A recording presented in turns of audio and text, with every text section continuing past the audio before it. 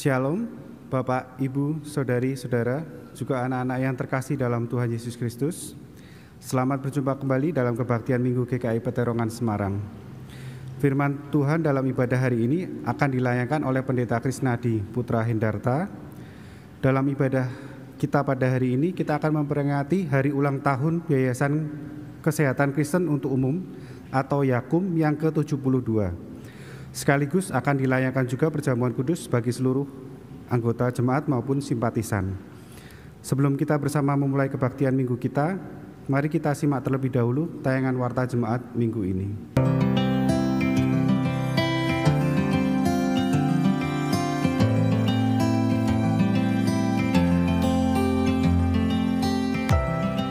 Mulai bulan Februari 2022 ini, toko Beribli hadir dengan jam operasional yang lebih panjang. Senin sampai Jumat pukul 9 sampai 16, Sabtu pukul 9 sampai 14, dan Minggu pukul 7 sampai 11. Telah tersedia voucher Imlek dan voucher Valentine di Beribli dengan nominal Rp50.000, Rp75.000, dan Rp100.000. Voucher tersebut dapat digunakan sebagai hadiah bagi orang-orang terkasih di momen spesial ini. Mari budayakan belanja di Beribli karena kita dapat membantu meningkatkan perekonomian saudara-saudara kita. Teman-teman pemuda, yuk kita ikuti webinar Komisi Pemuda GKI Peterongan Semarang yang mengangkat tema Ready to Date dengan pembicara Bapak Joy Manik dari GKI Pregolan Bunder Surabaya pada hari Sabtu 12 Februari 2022 pukul 17 waktu Indonesia Barat melalui Zoom Meeting.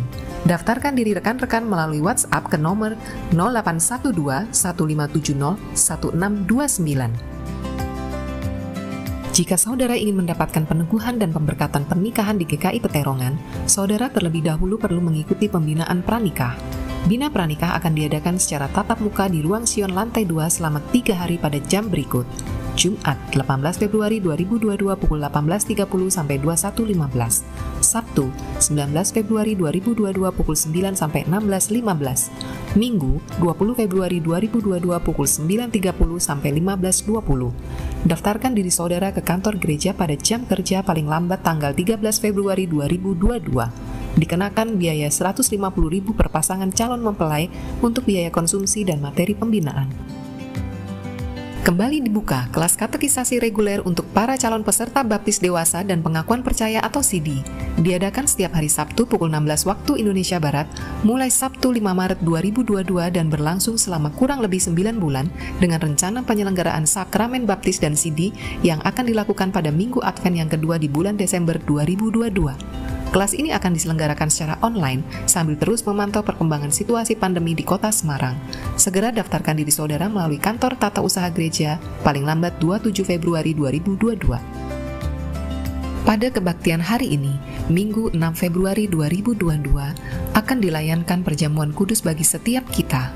Bagi saudari-saudara yang saat ini mengikuti melalui tayangan di kanal YouTube GKI Peterongan, mohon untuk dapat menyiapkan roti dan air anggur atau penggantinya secara mandiri. Bagi saudari-saudara yang saat ini mengikuti di dalam ruang ibadah, mohon hanya melepaskan masker saat hendak memasukkan roti dan hendak meminum air anggur. Mengunyah dan menelan mohon untuk dilakukan dengan masker yang terpasang rapi. Kiranya Tuhan memberkati kita sekalian.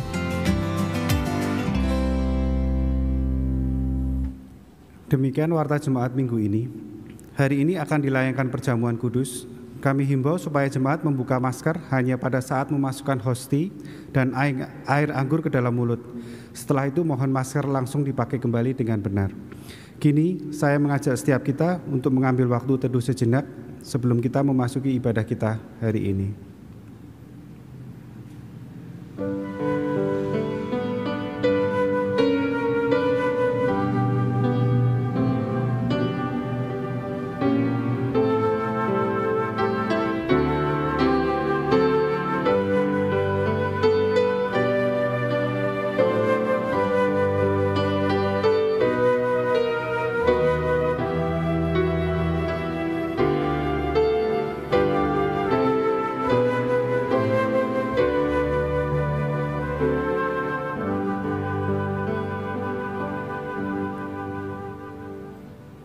Jemaat dimohon untuk bangkit berdiri.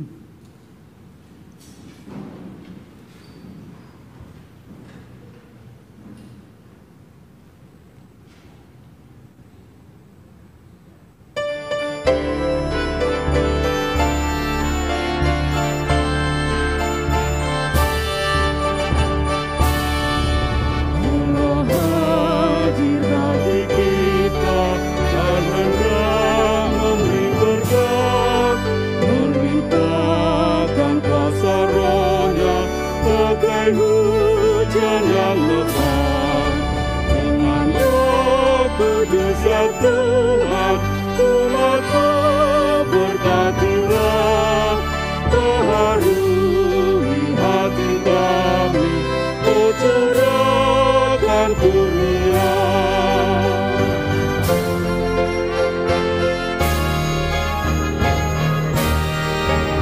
Allah hadir, sungguh hadir di jemaatnya yang kudus, biar kasih kurnianya menyegarkan kita terus.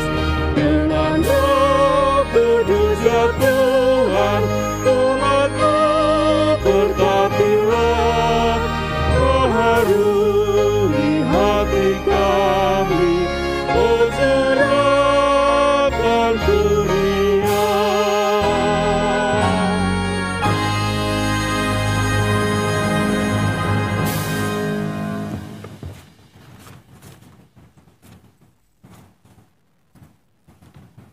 Bapak Ibu Saudara yang terkasih dalam Tuhan Yesus Kristus, marilah kita masuki ibadah ini dengan sebuah pengakuan bahwa pertolongan kita adalah dalam nama Tuhan yang menjadikan langit dan bumi. Tuhan besertamu. Dan besertamu juga. Dipersilahkan duduk.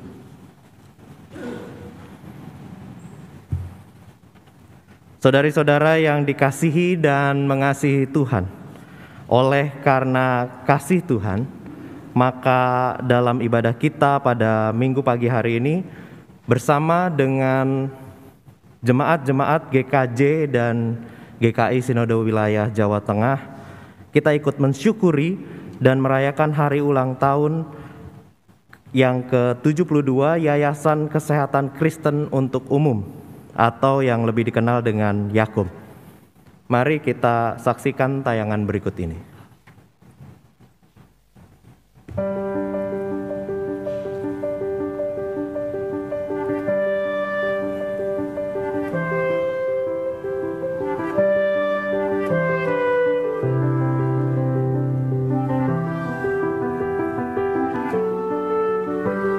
Tahun 1893 adalah tahun di mana pelayanan kemanusiaan itu hadir oleh seorang dokter yang teolog, seorang teolog yang dokter. Dari Rotterdam, Belanda ke Purworejo, lalu ke Surakarta, lalu ke Yogyakarta, Dr. Schurer melakukan kepemimpinan kolektif bersama penduduk setempat Yoram dan Sambio mengelola kehidupan rumah dan klinik. Inilah Rumah Sakit Petronila yang disebut sebagai Rumah Sakit Pitulungan pada waktu itu. Dr. Price, penerus dari Schurer, masih menggunakan cara memimpin yang sama. Rumah dan klinik dipenuhi doa dan pelayanan kepada orang sakit dengan pembayaran natura dari pasien seadanya.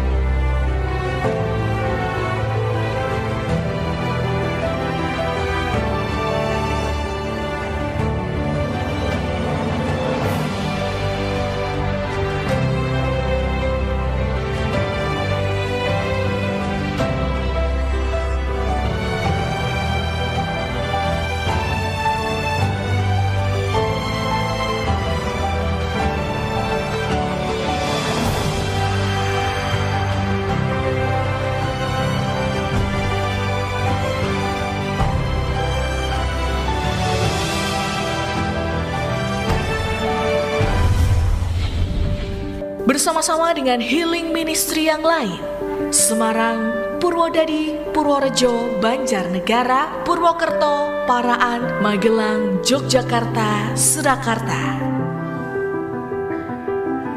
Menjadi hari ini 12 rumah sakit di bawah Yakum, Yayasan Kristen untuk Kesehatan Umum, 3 pelayanan kemanusiaan dan 3 institusi pendidikan.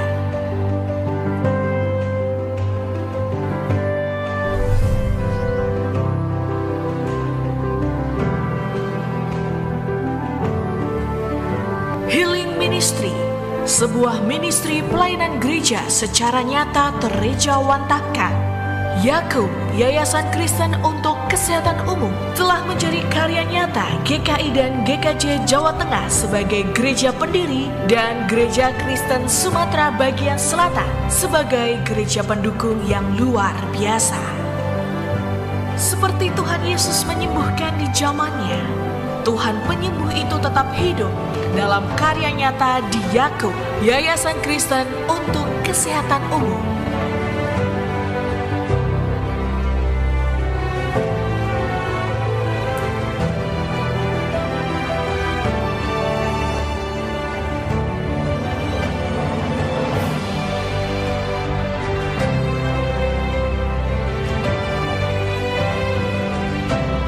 Pelayanan penyembuhan healing ministry seperti ini ada di mana-mana.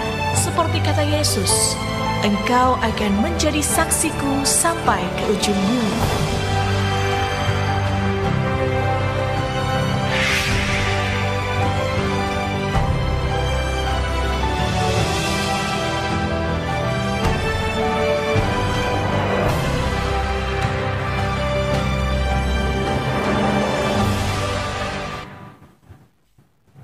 Satu Februari 1950 Yakum lahir dari rahim Sinode Gereja-Gereja Kristen Jawa dan Gereja Kristen Indonesia Jawa Tengah. Lalu selanjutnya Sinode Gereja Kristen Sumatera bagian Selatan ikut memperkuat Yakum. Sebagai yayasan gerejawi, Yakum tentu tidak lahir begitu saja. Sebelumnya benih-benih pelayanan kesehatan di Jawa Tengah dan di Yogyakarta telah ada. Melalui adanya yayasan, gerak pelayanan menjadi terpadu, terarah dan sesuai dengan cita-cita luhur gereja yang mendirikannya serta sesuai dengan cita-cita Tuhan Yesus Sang Kepala Gereja yang memanggil umatnya untuk terlibat dalam karya kasih Allah. Dan saat ini Bapak Ibu Saudara, dengan tuntunan tema kehadiran yang memulihkan, kita hendak merenungkan bersama panggilan Allah bagi setiap kita untuk meneladani Kristus yang membawa pemulihan bagi banyak orang. Dan bagaimana panggilan itu terus bergema di sepanjang perjalanan Yakum sejak dahulu sampai saat ini dan seterusnya. Sudahkah kita sungguh-sungguh menyadari dan menjawab panggilan ini di dalam kehidupan kita? Ataukah kita saat ini sedang mengerjakan yang sebaliknya? Karena itu marilah kita bersama berdoa, mohon ampun atas keberdosaan kita.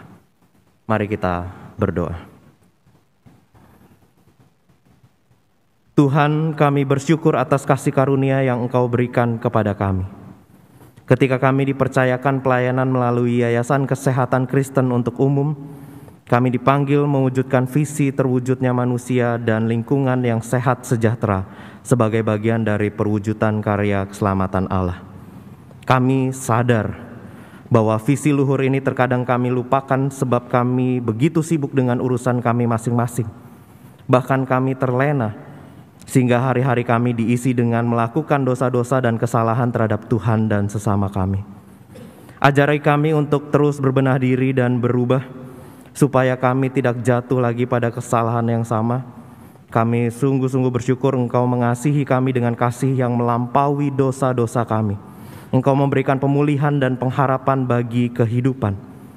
Dan dengan kasih, Engkau mengajak kami semua untuk hadir, membawa pemulihan dan pengharapan bagi orang lain. Kiranya ya Tuhan, mulai dari saat ini dan seterusnya, kami dapat menyambut ajakan-Mu dengan sepenuh hati, sambil terus memasrahkan diri kami kepada-Mu ya Tuhan. Dalam nama Tuhan Yesus Kristus kami berdoa. Amin. Saya undang Bapak Ibu Saudara untuk bangkit berdiri. Bagi setiap kita yang telah mengaku dosa di hadapan Tuhan, tersedia berita anugerah yang saya akan bacakan dari 1 Petrus 2 ayatnya yang ke-24 sampai 25. Di sana tertulis demikian. Ia sendiri telah memikul dosa kita di dalam tubuhnya di kayu salib, supaya kita yang telah mati terhadap dosa hidup untuk kebenaran. Oleh bilur-bilurnya kamu telah sembuh. Sebab dahulu kamu sesat seperti domba, tetapi sekarang kamu telah kembali kepada gembala dan pemelihara jiwamu. Di dalam Kristus engkau telah diampuni. Di dalam Kristus engkau pun telah diampuni.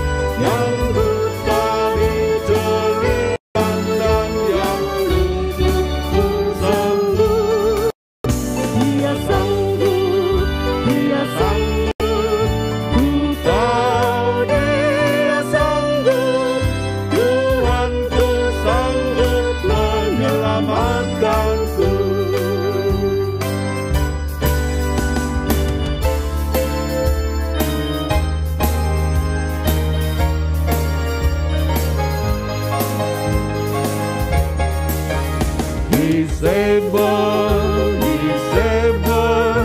I know He's able. I know my Lord is able to carry me through.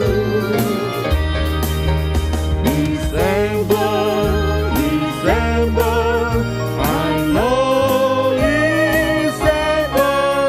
I know my Lord is able to carry me through. He healed the broken-hearted and set the captive free. He made the lame to walk again and caused the blind to see. He's able, He's able. I know He's able. I know my Lord is able to carry me through. Silakan duduk. Mari kita bersama berdoa. Allah yang hidup, tolonglah kami untuk dapat mendengar firman-Mu yang kudus dengan hati yang terbuka, sehingga kami benar-benar memahami. Dan dengan memahami kami dapat percaya, dan dengan percaya kami dapat menjalaninya dengan segala kesetiaan dan ketaatan, menghormati dan memuliakan Tuhan di dalam segala tindakan kami. Dalam Kristus Tuhan kami berdoa. Amin.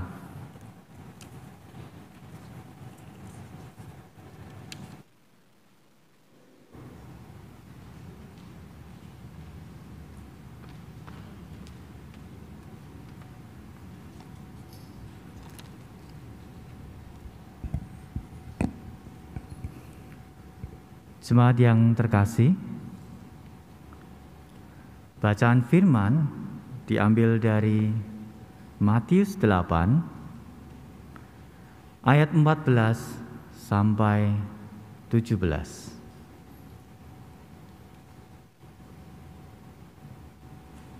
Matius 8 ayat 14 sampai 17. Perikop ini menceritakan Yesus yang bersedia merangkul kelemahan manusia dan menanggung penyakit manusia, sehingga ia mampu memulihkan yang sakit maupun yang kerasukan setan dengan sentuhan kasih dan perkataannya. Beginilah firman Tuhan. Setibanya di rumah Petrus, Yesus pun melihat ibu mertua Petrus terbaring karena sakit demam. Maka dipegangnya tangan perempuan itu, lalu lenyaplah demamnya. Ia pun bangunlah dan melayani dia. Menjelang malam, dibawalah kepada Yesus banyak orang yang kerasukan setan, dan dengan sepatah kata Yesus mengusir roh-roh itu dan menyembuhkan orang-orang yang menderita sakit. Hal itu terjadi supaya genaplah firman yang disampaikan oleh Nabi Yesaya.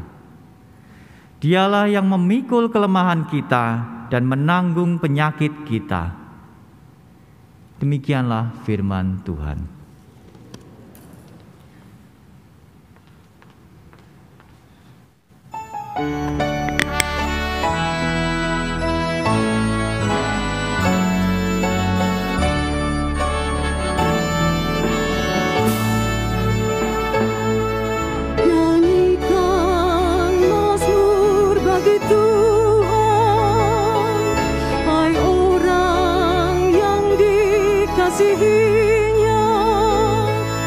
Persembahkan syukur bagi namanya, namanya yang kudus. Nyanyikan mazmur bagi Tuhan, hai orang yang dikasihinya. Persembahkan syukur bagi namanya, namanya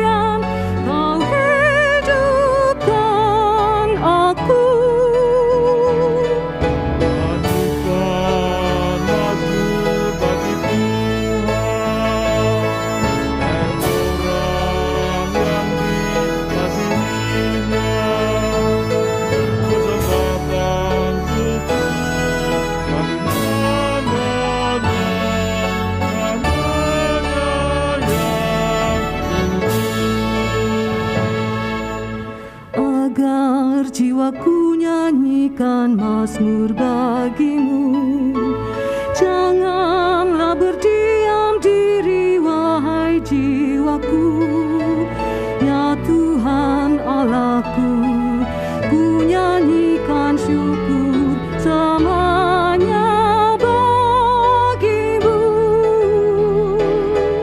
Nyanyikan mazmur bagi Tuhan, hai orang yang dikasihinya, persembahkan syukur bagi namanya, namanya yang kudus.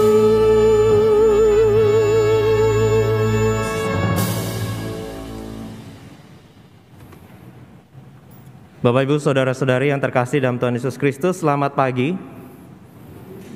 Apa kabar?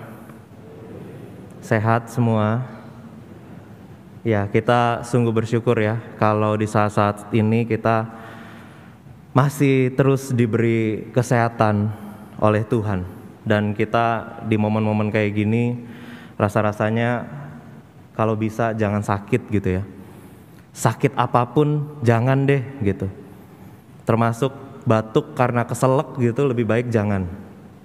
Karena nanti langsung digiring untuk swab gitu ya.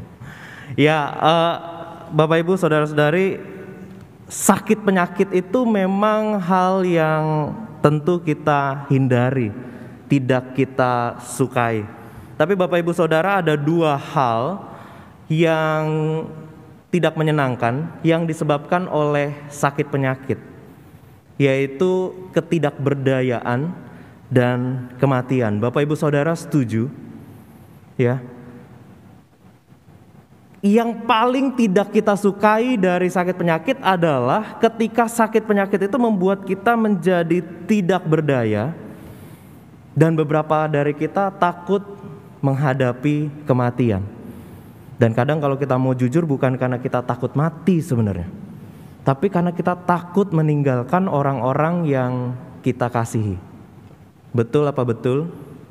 Betul. Ya, kita sebenarnya nggak takut mati, tapi kita takut meninggalkan mereka yang kita kasihi. Kita memikirkan keluarga kita memikirkan sahabat-sahabat kita. Dan satu lagi yang kita nggak sukai adalah ketidakberdayaan. Pengen kerja tapi badan luar biasa sakit. Mau mikir aja jadi nggak bisa karena kepala cenat-cenut gitu ya. Itu akhirnya dua hal ini yang membuat kita jadi tidak suka dengan sakit penyakit. Kalau ada sakit yang tidak menyebabkan dua hal ini, kita sukai tentu. Ada gak Bapak Ibu? Ada. Namanya olahraga. Ya. Kalau orang sehat disuruh olahraga. Kalau orang sakit disuruh tidur. Jadi yang membuat sehat adalah tidur, bukan olahraga gitu ya. Enggak, ini sesat Bapak Ibu. Jadi olahraga adalah sakit yang tidak membuat kita tidak berdaya, tapi malah kita jadi semakin berenergi, semakin kita kuat. Dan ini kita sukai kalau yang ini. Tapi kalau sakit yang lain, selebihnya dari olahraga enggak, kita tolak dalam nama Tuhan Yesus gitu ya. Nah Bapak Ibu, bagian ini juga kita bisa temukan di dalam Alkitab kita. Matius 8 ayat 14 sampai 27 itu bacaan yang sederhana Bapak Ibu. Kalau kita baca tentang Tuhan Yesus yang menyembuhkan, kita udah biasa kan. Dari kita sekolah minggu juga kita baca Tuhan Yesus kemana-mana melakukan mujizat. Segala macam mujizat dia lakukan, termasuk yang paling sering adalah mujizat kesembuhan. Sesuatu yang kelihatannya biasa gitu. Dan perikop kita singkat sekali. Tapi Bapak Ibu, ternyata perikop yang singkat ini mengungkapkan banyak hal yang luar biasa. Ya, selain akhirnya kita tahu bahwa Petrus itu punya istri. Nah ini kalau ada kuis Alkitab tolong diingat-ingat ya. Petrus itu punya istri, makanya yang disembuhkan adalah ibu mertua dari Petrus. Kita bisa menemukan bagaimana dari ayat per ayat ada hal-hal yang menarik.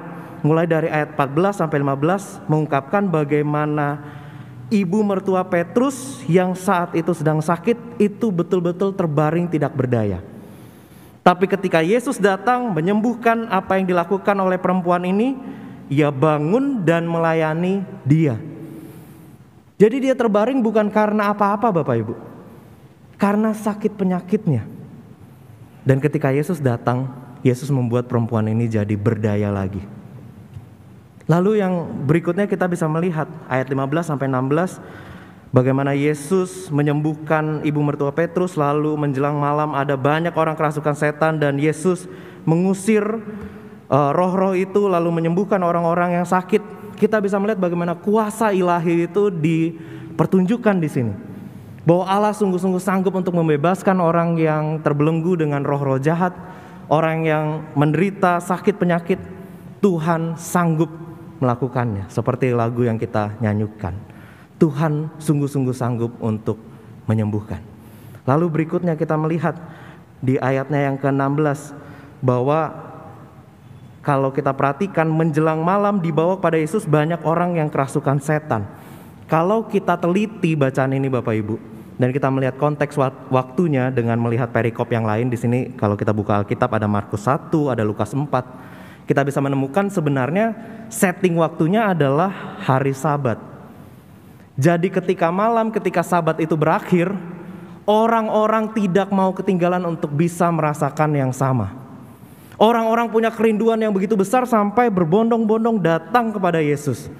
Mereka jadi percaya, mereka jadi antusias karena ingin merasakan kesembuhan ilahi yang sama. Dan akhirnya di ayat 17 dikatakan, hal itu terjadi supaya genaplah firman yang disampaikan oleh Nabi Yesaya, dialah yang memikul kelemahan kita dan menanggung penyakit kita. Ini mau menunjukkan apa? Adanya empati ilahi. Ya, Tuhan tidak hanya ingin memulihkan kita, tapi Nabi Yesaya mengungkapkan dengan begitu indah, dialah yang memikul kelemahan kita dan menanggung penyakit kita. Jadi penyakit itu dibawa oleh Tuhan, diletakkan di pundaknya, dibawa oleh Yesus. Dan itu mau menunjukkan bahwa Allah sungguh-sungguh berempati terhadap manusia. Dari 4 hal ini Bapak Ibu, kita bisa menemukan ada kebenaran-kebenaran yang hari ini kita harus pegang dan kita bawa dalam hidup kita seterusnya. Kebenaran yang pertama Bapak Ibu, bahwa sungguh besar kuasa Tuhan untuk memulihkan. Bapak Ibu percaya Tuhan sungguh-sungguh berkuasa untuk memulihkan kita dari sakit penyakit? Ya, amin. Ya, besar kuasa Tuhan untuk memulihkan dan kita tidak meragukannya. Sekali Tuhan berkata sembuh, jadilah sembuh.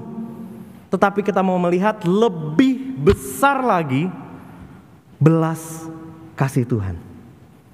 Seringkali di sini kita berhenti Bapak Ibu, bahwa kuasa Tuhan diukur dari seberapa saya sembuh atau tidak. Seberapa saudara saya sembuh atau tidak, seberapa istri, seberapa suami saya itu dipulihkan oleh Tuhan atau tidak. Tapi yang tidak kita lihat adalah betapa Tuhan sungguh-sungguh mengasihi mereka. Tuhan sungguh-sungguh mengasihi kita dan belas kasih-Nya itu begitu besar. Karenanya di balik semua yang kita bisa lihat, ada rancangan Tuhan yang tidak kelihatan. Dan yang kita biasanya mengerti itu baru pada akhirnya. Bapak Ibu tahu ya ada momen oh ternyata. Di situ baru kita bersyukur pada Tuhan. Karena kita melihat besar kuasa Tuhan untuk memulihkan. Tapi lebih besar lagi belas kasih Tuhan. Jadi Bapak Ibu Saudara, bagi yang saat ini juga sedang sakit, mungkin menyaksikan ini dari tempat masing-masing di rumah, lalu kemudian merasa Tuhan melewatkan saya.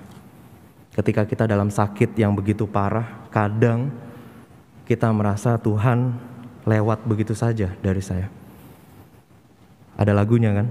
Orang lain kau hampiri, lalu jangan jalan terus. Kenapa sampai kata-kata itu ada? Karena kita merasa Tuhan jalan terus lewat. Tapi di saat ini kita memperoleh kebenaran yang kita harus terus pegang. Bahwa bagaimanapun juga Tuhan sungguh-sungguh sayang kepada setiap kita. Dan kebenaran yang kedua Bapak Ibu Saudara, bahwa pemulihan itu bukan hanya tentang kesembuhan fisik, tetapi juga soal hidup yang kembali berdaya dan bersemangat. Ya, di sini ada rekan-rekan dokter juga bisa menyetujui kalimat ini. Ya, kita menyadari bahwa kesembuhan itu seringkali bukan soal kesembuhan fisik aja.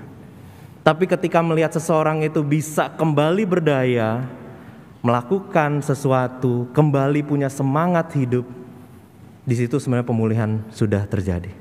Dan itu yang ditampilkan di bacaan kita ketika Yesus menyembuhkan ibu mertua Petrus. Apa yang terjadi pada dirinya?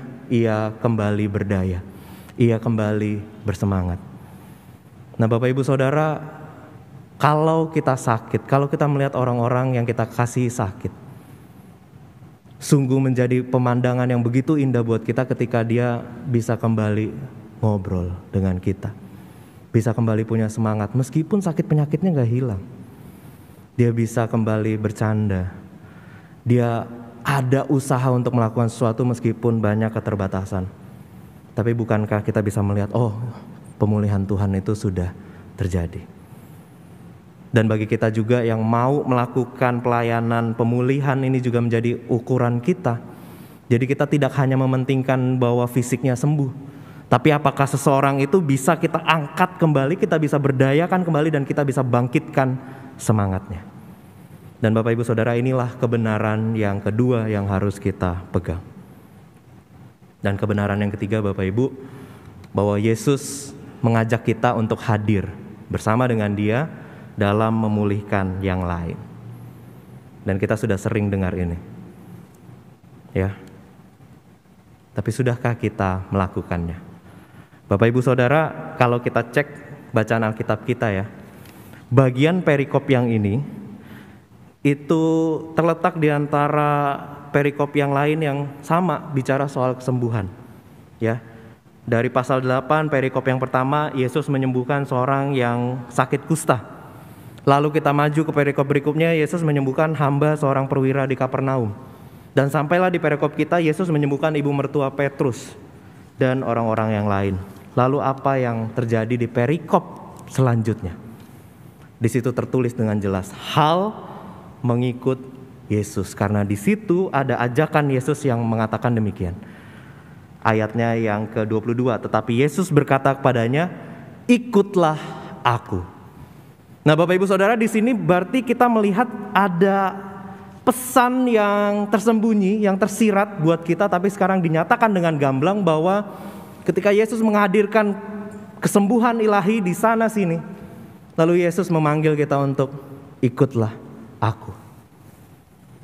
Apa yang bisa kita kerjakan Bapak Ibu terkait dalam pelayanan pemulihan ini, gitu ya? Apa yang bisa kita lakukan supaya kita bisa sungguh-sungguh mengikut Yesus untuk hadir bersama Dia memulihkan yang lain? Nah, bukan kebetulan hari ini kita merayakan ulang tahun ke-72 Yayasan Kesehatan untuk Umum atau Yakum. Kita lebih akrab dengar singkatannya bukan ya daripada kepanjangannya.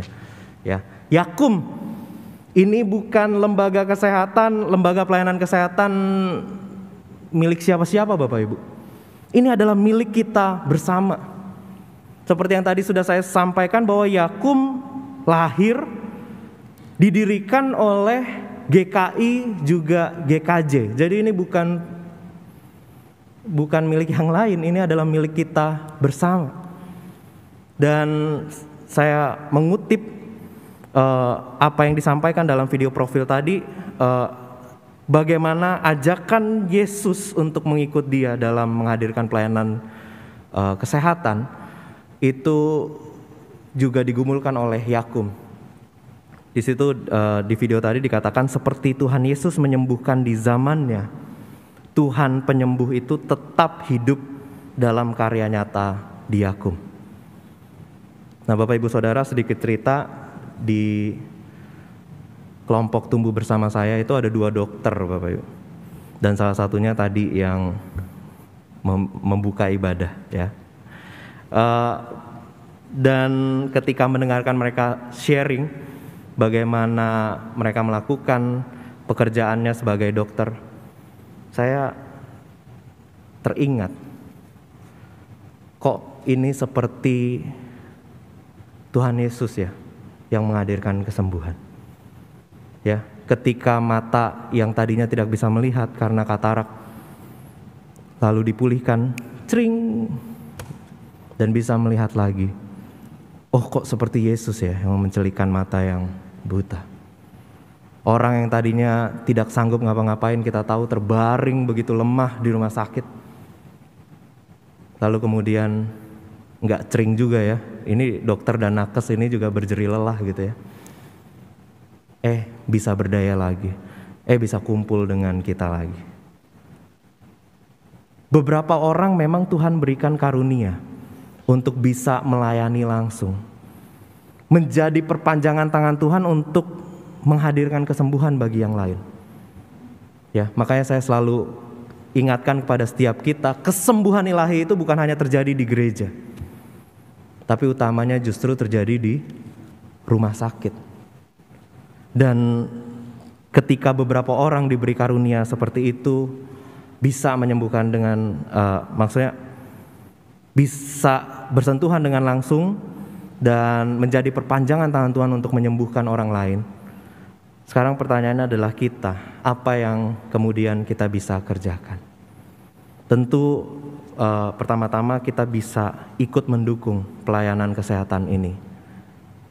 Saya mendengar Yakum, ya tadi juga Bapak Ibu saksikan, tidak hanya ada di pelayanannya itu tidak hanya di rumah sakit, tapi juga ada stikesnya dan ada pelayanan yang lain juga.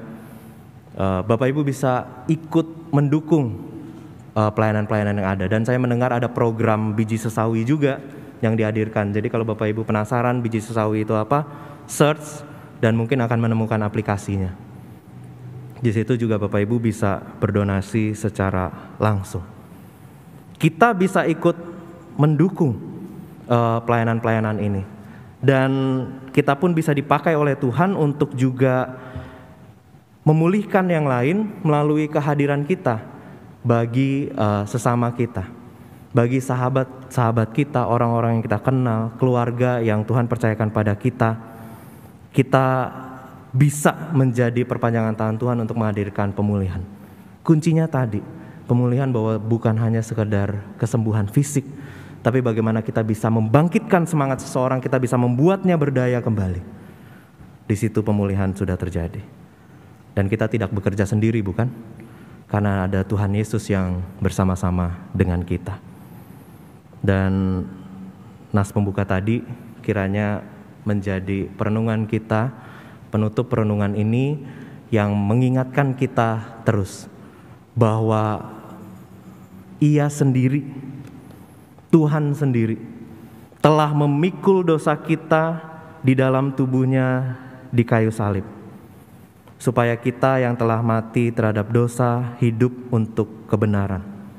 Oleh bilur-bilurnya kamu telah sembuh. Dan ini yang terus kita pegang, bahwa Tuhan itu mampu menyembuhkan. Dan kita dipanggil untuk membawa pemulihan itu kemana-mana, bukan dengan kekuatan kita sendiri, tapi bersama dengan Tuhan. Buat kita yang sedang sakit, buktikan ayat ini. Buktikan ayat ini, apapun keadaan kita telah disembuhkan oleh Tuhan. Kita dipulihkan, bukan hanya fisik kita, tapi semangat kita kembali dibangkitkan. Kiranya Tuhan beserta kita sekalian. Amin.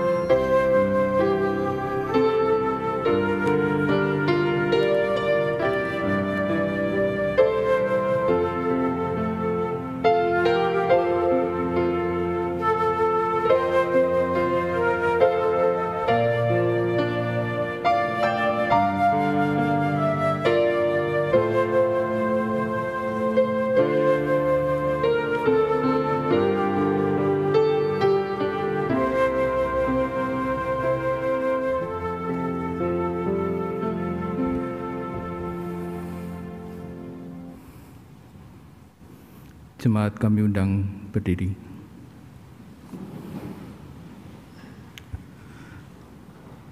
Marilah kita bersama dengan umat Allah di masa lalu, masa kini, masa depan, mengingat pengakuan pada baptisan kita menurut pengakuan iman rasuli demikian.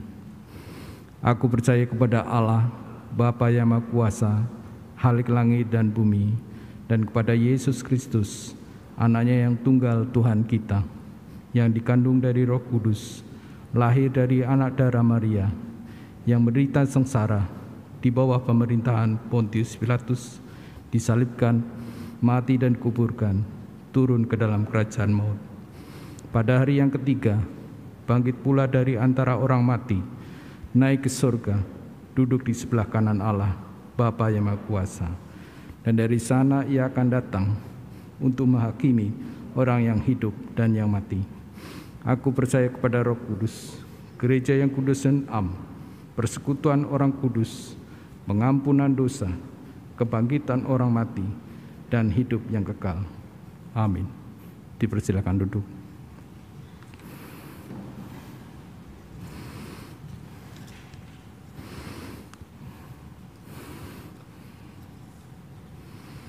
Marilah kita bersama menyatakan syukur kita pada Tuhan melalui persembahan. Sebagai pengingat bagi kita semua, saya akan membacakan nats yang saya ambil dari Mazmur pasal 136 ayat 25 sampai 26 yang demikian bunyinya.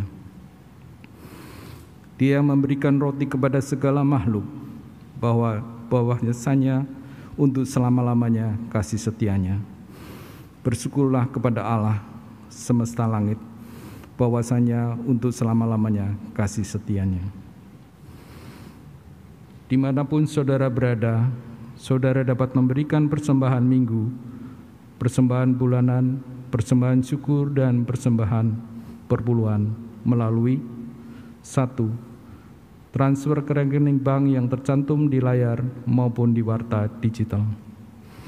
Kedua, scan QRIS menggunakan aplikasi layanan keuangan digital yang ada.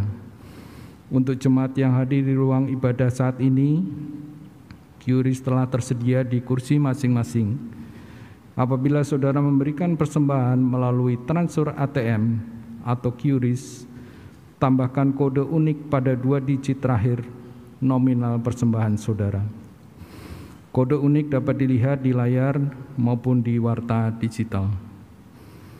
Ketiga, memasukkan persembahan ke dalam kotak persembahan yang tersedia di dekat pintu keluar seusai ibadah, atau melalui kotak yang tersedia di kantor tata usaha gereja. Saudara dapat menggunakan amplop yang tersedia, amplop hitam untuk operasional dan pelayanan gereja, sedangkan amplop merah untuk pembangunan gedung Hermon. Mari kita berdoa. Terpujilah Engkau ya Allah, Engkau yang selalu hadir berkarya dalam setiap hidup kami. Hari ini dengan penuh ungkapan syukur kami datang menghadap hadirat-Mu sambil mengingat akan segala kebaikan-Mu yang telah Engkau anugerahkan dalam kehidupan kami. Saat ini kami hendak menyerahkan sebagian dari berkat-Mu sebagai tanda syukur dan terima kasih kami. Terimalah persembahan kami ya Tuhan. Di dalam Yesus Kristus kami bersyukur. Amin.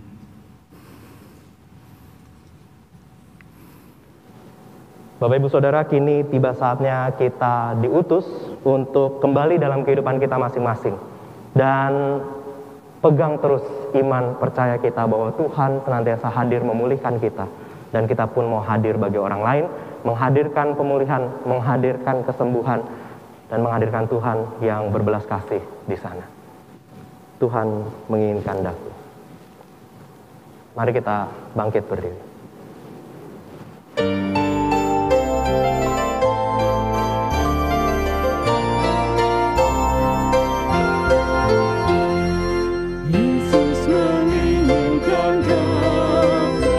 Bersinar baginya